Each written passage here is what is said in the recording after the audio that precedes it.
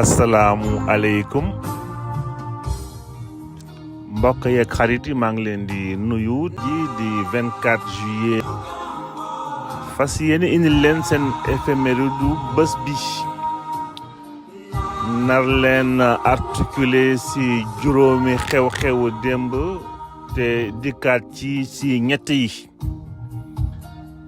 sunu xew-xew démb bi si jiitu di 24 juillet 1957 mooy bis bi Ndar bàyyi di nekk chef-lieu de territoire bu Mauritanie ñu mujj woon ko transféré Nouakchott Sénégal Saint-Louis nag capitale de la colonie du Sénégal nekkoon aussi capitale du territoire français de la Mauritanie depuis 1921 tey lañ ko dakkaloon li amoon na ay précédent nag ba ci loi 56 de Gaston Defferre dinañ ñëw ci détail jaar-jaaru changement wu chef-lieu du territoire bi jëlee ko Ndar yóbbu ko Nouakchott pour le cadre de la Mauritanie. Sunu deuxième éphéméride bi ñëw ci 24 juillet 1968 di promulgation de la loi portant sur le statut des réfugiés. Dès 1962 nag Sénégal dafa adhéré woon ci convention des Nations Unies ci li nga xam ni mooy jëm ci statut réfugié nga xam ni signé woon nañ ko Genève le 28 juillet 1952 ñëw en vigueur en 21 avril 1954 Sénégal décidé promulguer loi bi statué fii ci sunu réew le 24 juillet 1968. En 2016, combat de lutte bi ñu organisé fii Dakar Pape Ansou Cissé di Lac de Guiers 2 écurie Waalo gagné woon kii di Yaxya Diop Yékini bu écurie Ndakaaru ñaari dernier xew-xew yi daanaka duñu si dellu si waat ñëwaat ci 2017 24 juillet 2017 foofu ci festival bu Avignon ñoon doon fa sargal kii di Léopold Sédar Senghor si jaar-jaaram wante projeté fa surtout portelem boobu ak liggéey lépp ci pièce bi dinaan femme noire amoon ci ay invité yu xam ne ñëwoon nañ fa nag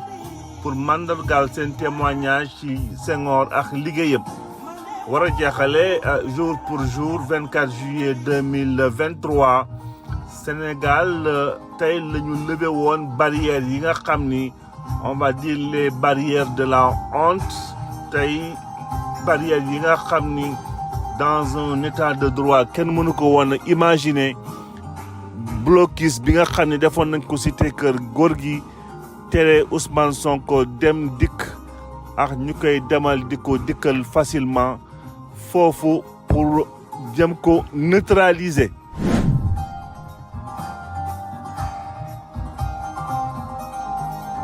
donc programme bi ñoo ngi ko nar a articulé si ñetti xew-xewu démb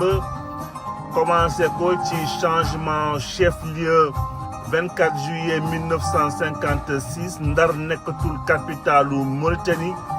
donc dikkaat ci Mauritanie ci boppam ñu les premiers contacts entre Mauritanie ak France ñu commencé woon depuis le 20e siècle amoon ay résistance yu mag nag.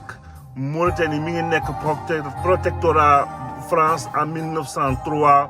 ñu décrété ko mu bokk ci colonie française en 1920 donc lu yàgg nag Ndar comme moo nekkoon capitale administrative AOF donc noonu lañ ko defoon encore moo war a jiite Mauritanie dans la foulée bataille 24 juillet 1957 ñu mujjee ndakkal relation administrative boobu. biñ ko rattaché AOF nag Mauritanie donc amoon na ay cheminement yu bëri ay résistance yu bëri donc ba 1934 d'ailleurs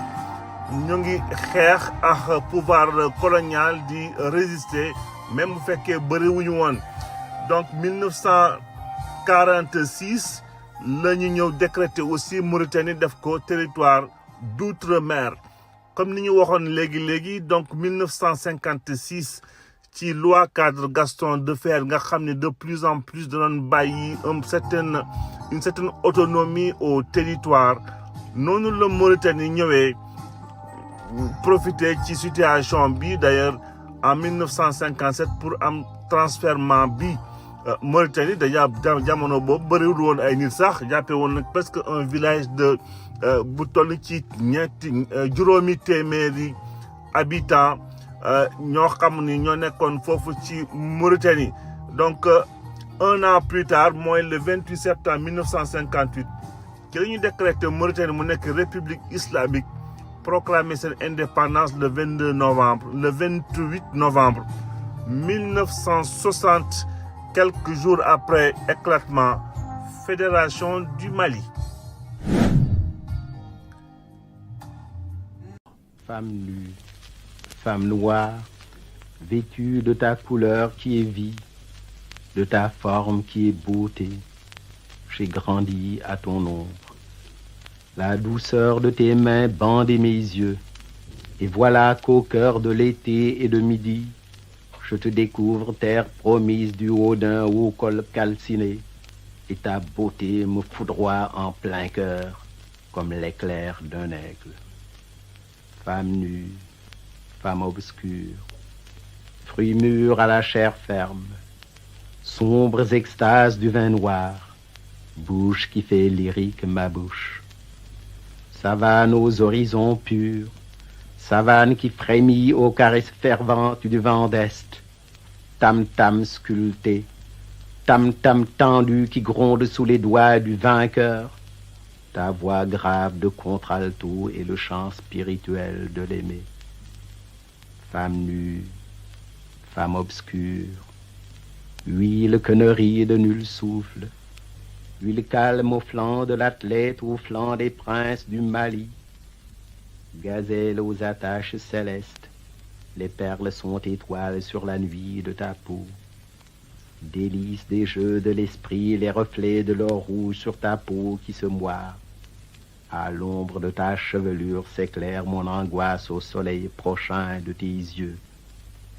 Femme nue, femme noire, je chante ta beauté qui passe forme que je fixe dans l'éternel, avant que le destin jaloux ne te réduise en cendres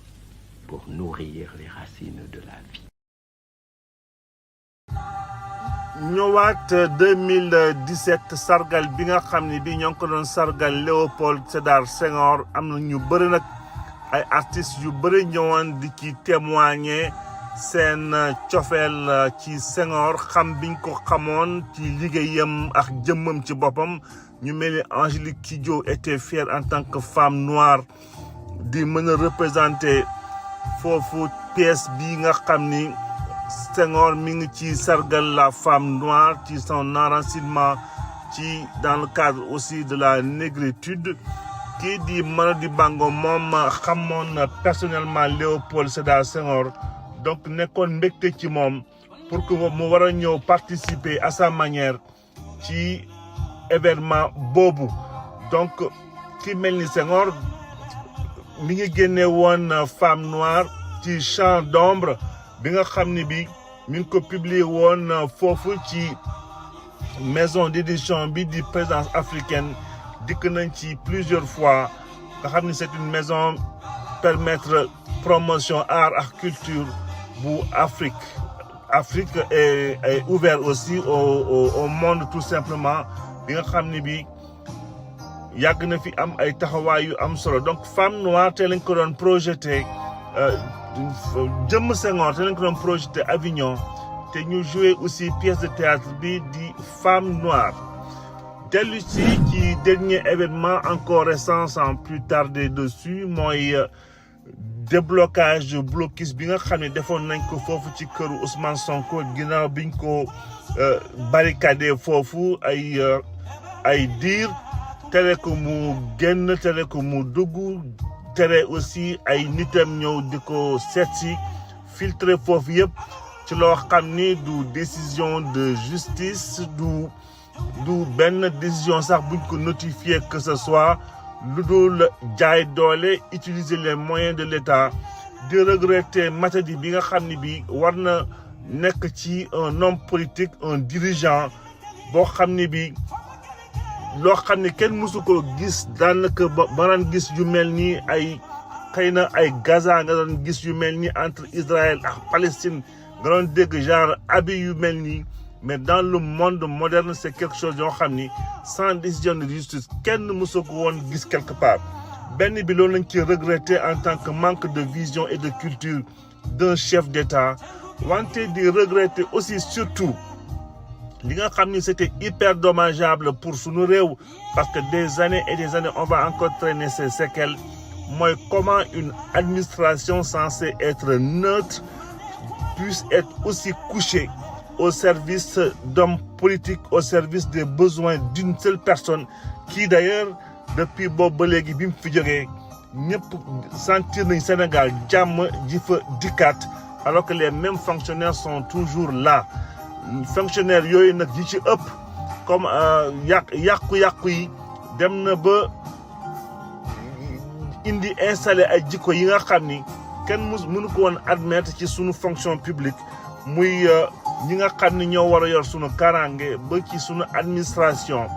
lu dommageable bu Sénégal demee ba yeggoon ci niveau bi di ko santé borom bi d'ailleurs ñu mën cee génn maintenant. donc di jeexalee fii tey sunu éphéméride ba ëllëg dikkaat fii 25 juillet avec beaucoup de bonheur yàggalee waxtaan bi excellente journée à vous tous.